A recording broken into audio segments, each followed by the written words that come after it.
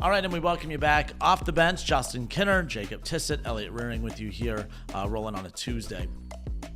Luis Castillo makes his return to the Great American Ballpark tonight. You said you're going, correct? I am very, very excited. That was a soul-crushing moment for me when the Reds traded Luis Castillo. I had just driven back to school, got out of my car, was moving boxes in, and got the alert on my phone. It was, fell to my knees in the parking garage. I mean, just very, very upset. Luis Castillo, one of my favorite Reds of all time, very excited to see him again. That summer of, what was it, 2022? Yeah.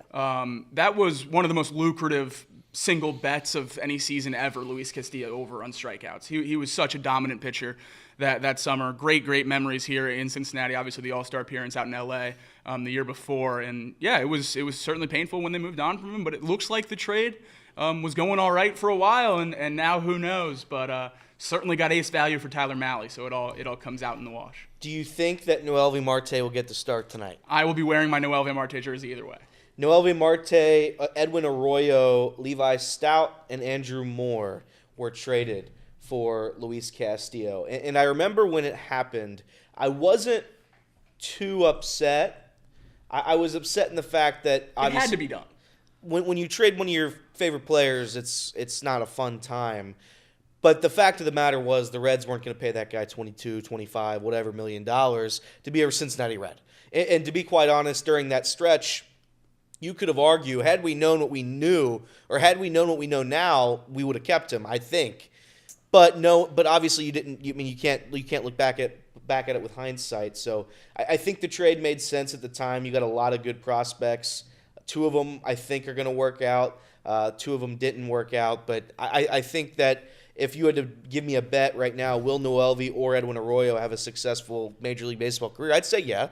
I'd still say yes. Will it be as good as Luis Castillo? Probably not. But, I think that if you weren't going to extend him, you get as much talent as you can, and that's what that trade was. I wasn't happy with it, but I understood that one more than the others. I remember when the Eugenio Suárez, Jesse Winker trade happened. That's the one I kind of flipped my lid over because Jesse Winker had team control. He was cheap. He was a contributor for the Reds, and it didn't make sense for me. Eugenio Suárez was on a team-friendly deal. I think around $9 to $10 million he was making for the Reds. Both of them guys that I truly do think if they were to stay with the Reds, if they would have stayed with the Reds, they would have been contributors. They would have made the Reds better than they were without them. Obviously, looking back at that trade, certainly I think you would probably keep Eugenio Suárez. I think Eugenio Suárez has had more value than Jake Fraley and whatever else we got from that. So. That's a frustrating one for me for sure. Yeah. Another one real quick, if I may. Another one that ruffled my feathers. The Raciel Iglesias trade. We were talking about this beforehand. In 2020, the Reds got Noé Ramirez. Now, that's not to be confused with no way. Like, oh, no way, we just traded a really good player for a nobody. But that's what it was. No way. It was Noé Ramirez and cash, or a player to be named later, for Raciel Iglesias. That's going to go down as one of the worst trades the Reds have made. I know the Reds were never going to pay a closing pitcher and all that good stuff, but when you talk about how good Raciel Iglesias is, or at least how good he's been with the Braves, and you look at that return, that's one that just sticks in my mind forever. So, obviously with Luis Castillo coming back today, I didn't mind look, I never want to say I'm a fan of watching really good players being traded away from your favorite team, but I understood that at that time, to extend him and pay him the money he was looking for. Why are you going to spend a ton of money for an ace pitcher on a team that's entering a rebuild? And so that's why I was fine with their decision to move on. The problem is a year later you end up doing the call up for the Matt McClain and Spencer Steer and Ellie De La Cruz and Christian Encarnacion-Strand, and and that happened in 23. And all of a sudden, the timeline of expectations got moved up significantly faster than I think that even the Reds were anticipating. That was the season that they were supposed to lose 100-plus games, and they ended up having that magical June where there was the overlap with Ellie and Joey Votto, and Matt McClain was great his rookie season. It was an exciting season, and it got everyone to buy in. And right away, everyone said, man, imagine what this team would look like if you did have Luis Castillo. Completely get that. I just don't think that anyone had anticipated that. Even the Reds, baseball as a whole, even us fans were beyond shocked as far as that goes. I mean, even go back to Cueto. I mean, people were upset when the Reds had moved on from Cueto, but it was kind of to be honest, pretty much the same exact thing. The Reds were embarking on a rebuild. It would not have made sense to extend Cueto at that point to, again, spend a ton of money on a pitcher as you're entering a rebuild. So I didn't like it, but I understood the rationale as far as that goes. And of course, you would love to have Luis Castillo. Imagine him in this rotation along with obviously Hunter Green and Nick Lodolo as far as that goes. And tonight you're going to see Nick Lodolo go up against Luis Castillo. It's easy to be upset about that trade from years ago, but at the same time, I understood it. And the money that would have been spent on him, maybe you don't get that extension done with Hunter Green. Maybe you don't, get some of these other deals done. Not saying they couldn't, but we know how they operate. Right. As far as that goes, you brought up a couple of, the moving on from Eugenio Suárez and Jesse Winker.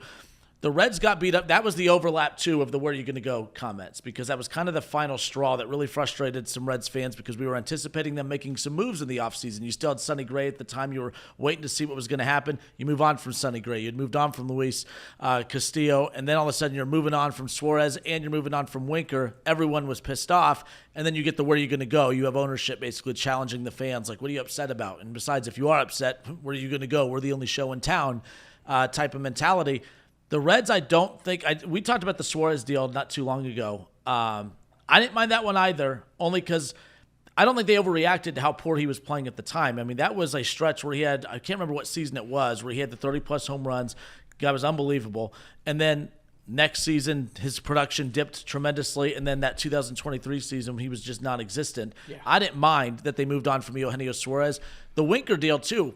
This is why I always laugh about the all-star nod. When you get an all-star nod, there's so much that comes with it, but you only have to play good baseball for 2.5 months. The baseball season is so long, but you played an all-star level for 2.5 months, you're going to get rewarded for it as far as that goes. But Jesse Winker was horrible coming out of the all-star break. He was horrible, not good, and it was kind of more in line with what we saw from even before coming into that season, the inconsistencies. I didn't mind moving on from Jesse Winker. They were vindicated for that. I think they were wise to move on from Winker. Suarez is one you look back and say, man, if they had him at third base with the bat he has now, of course that'd be great. But they didn't get rid of him with the bat he has now. They got rid of him for the bat that he didn't possess at the time.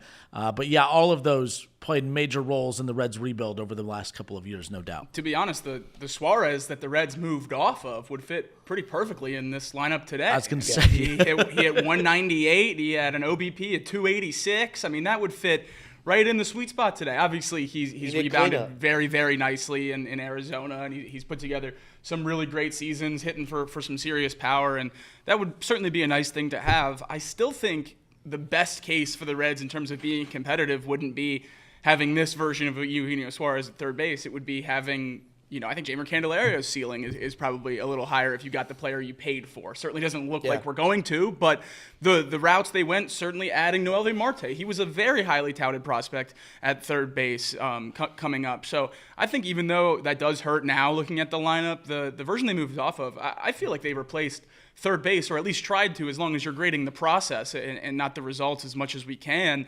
I think they've done an okay job in trying to fill that hole. Now, honestly, it hasn't worked, but I think that spot's a little bit different than the other spots in terms of, where we get frustrated about the outfield. I know it wasn't a trade, but, letting Nick Castellanos walk. And obviously he hasn't been phenomenal in Philadelphia, but we all know what he was here and how bad he wanted to come back and how much letting him leave really hurt this team and this franchise. And we really never replaced that. I mean, production maybe, but we never replaced that value of name value and that anchor in the lineup in the outfield. And I think that's something that, in a little bit of a different sense, has continued to hurt Reds fans as well. But this core that we have now, and we talked about it on Friday, buying or selling if we still believed in this core.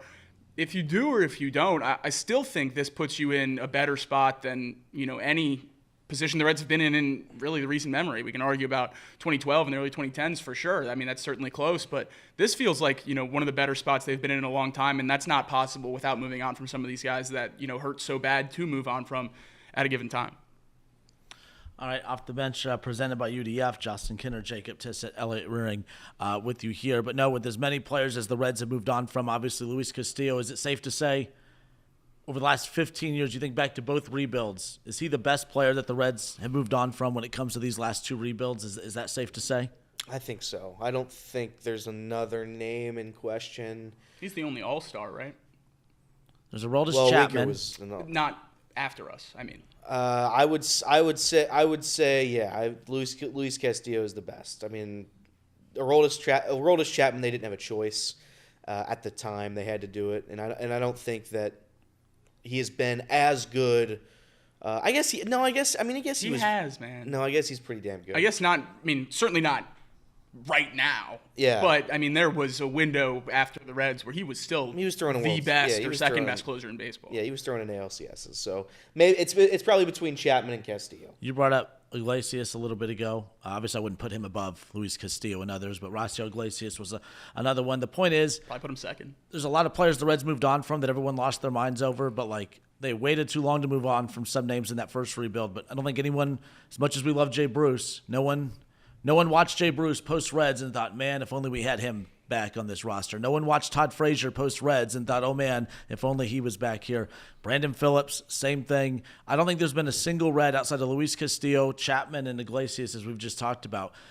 If you want it, Castellanos is a good one. I think we kind of incorporate the others higher up just because they were Reds. Like they were, you know, they came up through the system, that type of thing. But Castellanos is, I guess, one you could put up there as well, mainly because he came out vocally, like you said. He wanted to be here. He wanted to be a Red. And that doesn't happen too often when you get a guy of that magnitude saying, hey, I wanted to stay in Cincinnati and sign an extension there. He just couldn't get it done. Yeah, the Reds couldn't get it done. I posed the question to Elliot before the show started. 2023, obviously the year that moved up the Reds' timeline pretty drastically. Do you think this team makes the playoffs with Luis Castillo in that rotation? They finished very, very close. Obviously, the end of that season was, a tough pill to swallow for Reds fans everywhere. But if you have Luis Castillo in that rotation with that version, of Hunter Green and the rest of those guys, do you think that Reds team sneaks into the wild card? I think they do. They finished that season 82-80. That's a half game, or I guess one game behind the Chicago Cubs. 10 games behind the Brewers, but they finished, I believe, if I'm right on this, it was a game and a half out of the wild card, if I remember that right. I'm almost certain it was a game and a half or maybe 2 games out of the wild card, and that last month was a brutal stretch, especially that last 2-week stretch when I think it was Connor Phillips getting starts, and Connor Phillips was the one who... It was 2 full games. 2 full games. So I think absolutely they make the postseason. I don't even think it's close. I bet they had that. I bet they would have locked it up early in September, probably, that you would have felt confident they were going to the playoffs, just because of what happened to the starters down the stretch. Is there a prospect that the Reds have moved on from? This would have been homework before the show, so my apologies. But has there been a prospect that the Reds have moved on from recently? Recently? That maybe you look back and say, damn, too bad they didn't still have him. I don't even know if they've done that. To be honest, they hold on to their prospects pretty tightly. They don't really move on. I think the question to answer for you right there is, can you name a major league player that the Reds have traded for in recent memory? That's fair. I mean, that's what it would require to give up a prospect big enough that we would know when he left that it hurt to lose him. So, yeah, I think, the other side of the coin we talk about all the time about the Reds not making moves is we don't necessarily have this segment to do of, who's the most painful guy for the small market team to move off of. And that does help because there's certainly a world where teams like the Reds could, we could be talking about right now about Elly De La Cruz. If this team goes all in a bad window and it doesn't work out and we're looking at Elly playing somewhere else for, a rental or something along those lines, that'd be brutal. So, at least we don't have that side of it. And certainly you'd like to straddle the line a little bit more than no moves at all. But, it certainly has helped at least a little bit. I don't know if they've moved. I can't really even think of the last prospect that the Reds had and gave away because I remember we were rattling off some of them yesterday, like Jeter Downs, who traded away, hasn't really amounted to anything yet. Taylor Trammell didn't amount to anything. So there's been a lot of guys that have come and gone and haven't really become anything elsewhere either. So. I don't think Jose Siri, was he a Red? I think he might have been. He was in the system. Yeah. He was in the system too. So maybe Jose Siri. I don't know. I don't know who that answer would be. He had like one of the longest hitting streaks with the Dragons for a stretch too. Really? Yeah. He mashes in Tampa. So. I was gonna say he's been an okay player. I just wouldn't call him a universal success. Yeah. You guys have gone through the prospects for the Reds over the years that have hit and not hit, and that's the thing when we get to those deadlines and we get to the off season and we talk about the Reds being aggressive to trade for an MLB-ready player. I mean, we're at the point now where we're watching Christian Encarnacion-Strand and we're watching, Noelvi, Marte, and others. And remember, when the Reds had opportunities to improve the roster in recent years, oh no, can't move on from Christian Encarnacion-Strand. We can't move on from Noelvi, Marte. Well, they better freaking make it. They better figure it out. But they have. They're 8-8, 500, baby. Yeah. Here they come. Here they go. Here they come.